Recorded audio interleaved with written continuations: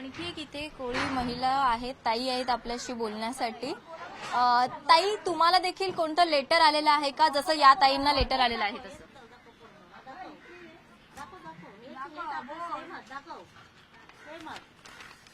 हा बघ, हा असा लेटर आलाय.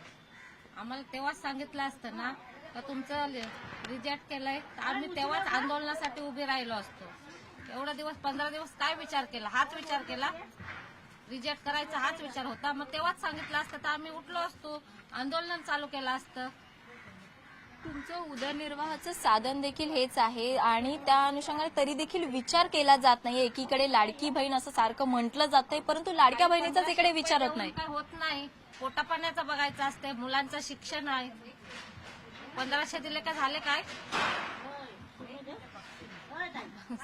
काय सरकारला मागणं आहे तुमचं? काय सरकारकडे मागणी करताय? फक्त आम्हाला जागा द्या, दुसरं काही नको आम्हाला. 1500 बंद केलं तर चालतील, पण आम्हाला मच्छी विकायला कुठेतरी सोय करा, बस.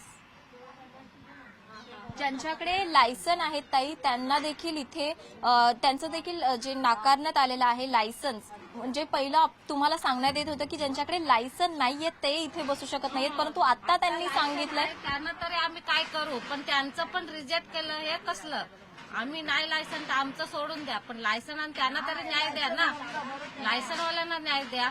आता 2 वर्ष या बाईचा लायसन रद्द करायला आली, तिचा होत नाही, नेहमी जाते. आता 2 वर्ष आली का तिचा पण बंद करणार? मग सांगणार 2 वर्षानंतर आम्ही रद्दच करणार. ती 2 वर्ष बाई फेऱ्या मारते, तिच्या नावावर अजूनपर्यंत होत नाही.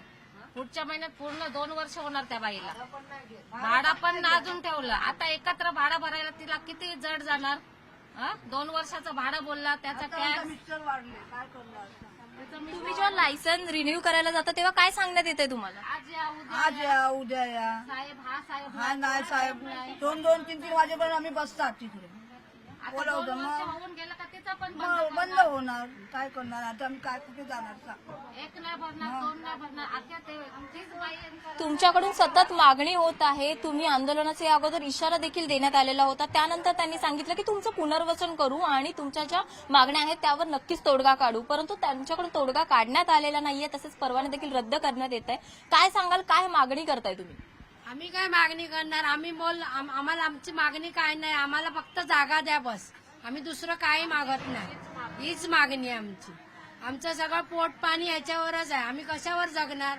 आमचे नवरे नाही कुठे कामाला, 15वी पोरगा शिकलेला आहे, त्याला पण नोकरी नाही आहे, तर आम्ही कशावर जगणार? तुम्ही सांगा ना. आमच्या डोक्याला किती टेन्शन झालेलं आहे. आम्ही कसं राहणार तुम्ही सांगा आम्हाला. आता माझे मिस्टर पण वारून आता 1 वर्ष झालं. आता मी हे नाही करणार तर काय करणार मग मी? तर 2 पोरं आणि आम्ही 3 जण काय खाणार सांगा? आम्ही नाही रोजी नाही विकायला येणार तर कशावर जगणार? आम्हाला काय गाव आहे काय? आमचं गाव हाच आहे, मग आम्ही कशावर जगायचं? तुम्ही सांगा ना असं. मग या ज्या कोळी महिला आहेत त्यांचं उदरनिर्वाहाचं साधनच हे मासे विक्री करणं आहे, परंतु तरी देखील त्यांना अजूनही न्याय मिळत नाहीये. अधिकाऱ्यांकडून सतत सांगण्यात येत आहे, परंतु त्यांना अद्यापही न्याय मिळत नाहीये. अधिकाऱ्यांकडून काहीच सांगण्यात येत नाहीये, आता उत्तर देखील देण्यात येत नाहीये. तुम्ही कधीपर्यंत निर्णय घेणार आहात? तसं तुम्ही म्हणालात की आंदोलन देखील करणार आहात, आणखी किती दिवस वाट बघणार आहात? आम्ही आता वाट ना, आता लवकर आम्हाला वाट बघायचीच नाही. आता आम्ही पुढे बघणार तर बघू आमचे टांडेल सर काय बोलतात ते भाऊ, ते आम्ही त्यांचा निर्णय पूर्ण करणार. कारण तुम्ही आम्हाला एवढ्या 9 तारखेला तुमच्या मीटिंग घेतली, आज तारीख किती आहे बघा, आणि लेटर पाठवलं आता घरी. आता आम्ही थांबणार नाही. आता आमच्या आता ज्या देवेंद्र टांडेल काय निर्णय घेतील ते आम्ही त्यांच्यावर ठाम राहणार. बस तुम्ही लोकांनी आम्हाला तर हे केलं, फसवल्यासारखंच झालंय. मग तेव्हाच सांगायचं होतं आम्हाला 9 तारखे मीटिंगमध्ये, कारण तुमचं काय होणार नाही तर आम्ही डिसिजन घेतलं असतं. नाही असं नाही, तुम्ही आता काय हे करता? आता आम्ही आमचं पाऊल आम्ही पुढे काय करणार? आमच्यासाठी आता आहेत ना ते आम्ही देवेंद्र टांडेलशी बोलून हे करणार. या ज्या कोळी महिला आहेत त्यांचं उदरनिर्वाह साधनच आहे हे मासे विक्री करणं, आणि याच ठिकाणी त्या गेली अनेक वर्ष मासे विक्री करत आहेत, परंतु पालिकेकडून देखील त्यांच्याकडे लक्ष देण्यात येत नाहीये. या महिलांची जी मागणी आहे की देवेंद्र फडणवीस यांनी देखील स्वतः या गोष्टीकडे लक्ष घालावं, लाडक्या बहिणींचा विचार करावा, असं देखील या महिलांनी म्हटलेलं आहे. व्हिडिओ जर्नलिस्ट उमेश गोविलकर सह स्नेहा जाधव, न्यूज 18 लोकमत, ताडदेव.